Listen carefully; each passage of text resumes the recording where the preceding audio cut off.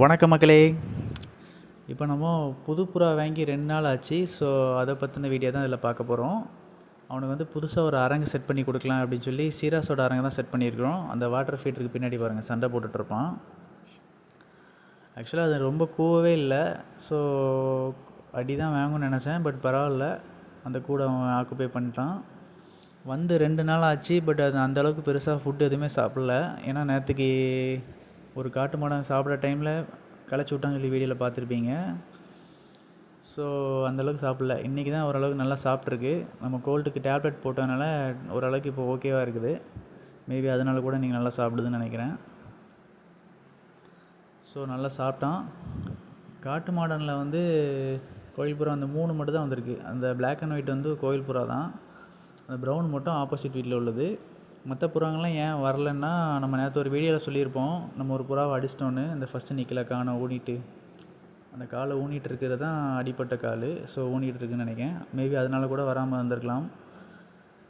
நம்ம புறா கூட்டுக்குள்ளே தான் சண்டை போடுதுன்னு பார்த்தா வெளியே வந்தால் கூட சண்டை தான் போடுறாங்க.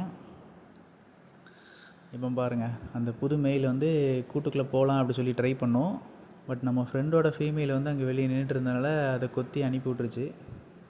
அப்படி இல்லைனா மேபி அவன் உள்ளே தானாக போயிருப்பான். பட் ஃபீமேல் வந்து வந்த நாளே ஆட்டோமேட்டிக்காக கூட்டுக்குள்ளே போயிடுச்சு. இப்போ டெய்லியுமே நம்ம லைட்டாக பற்றி விட்டு அவன் உள்ளே போயிடுவான். ஸோ அவன் குயிக்காக பழகிடுவான்னு நினைக்கிறேன். மேலு தான் நம்ம நல்ல கூற மேலாக தான் புதுசாக ஆட் பண்ணணும்னு சொல்லியிருந்தேன் இதுக்கு முன்னால் ஒரு வீடியோவில். பட் நம்ம கலருக்காண்டி இதை கூறானா எதுவுமே பார்க்காம கலர் நல்லா இருக்குன்னு சொல்லி எட்டு வந்துட்டோம். ஸோ இது வரைக்கும் நல்லா கூவி நான் பார்க்கல. மேபி ஒரு 1 or 2 வீக்ஸ் கழித்து கூவ ஆரம்பிக்கலாம். அப்படி கூவுச்சுன்னா அந்த பேரை உள்ளே அடைச்சி வச்சு பேர் சேர்த்துடலாம். நம்ம சாட்டின் இப்போ தான் வெளியே வரான். அடையில் இருந்துட்டு வெளியே வந்திருக்கு.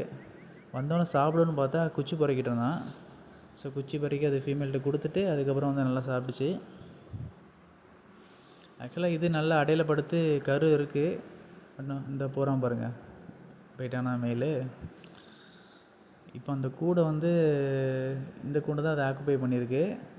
ஏதாச்சும் உள்ளே வந்துச்சுன்னா கொத்தி வெளியே அனுப்பிடுது. பட்டு அடித்து கூவ மாட்டுக்கு. அப்படி கூவினதுக்கப்புறம் நம்ம பேர் போட்டுக்கலாம். இந்த ப்ரௌன் அது கூட வச்சு அடைச்சி வச்சோன்னா போதும், பேர் ஆயிரும். பாருங்கள், சாட்டினோட பேர் நல்லா அடக்காத்துருக்கு. அது கரு பிடிச்சிருக்கு. அதை இன்னொரு வீடியோவில் அப்லோட் பண்ணுறேன். பட் நம்ம முதுகு கருப்பு வந்து அடையிலே உட்கார மாட்டுக்கு. எதுக்கு தான் முட்டை போட்டுச்சோ தெரில. மேபி 2வது வாட்டி முட்டை போடையில் தான் கரெக்டாக வரும்னு நினைக்கிறேன். பார்ப்போம். அதே மாதிரி நம்ம ஃப்ரெண்டோட பேர் வந்து நல்ல குச்சி பொறுக்கிட்டு இருக்குது.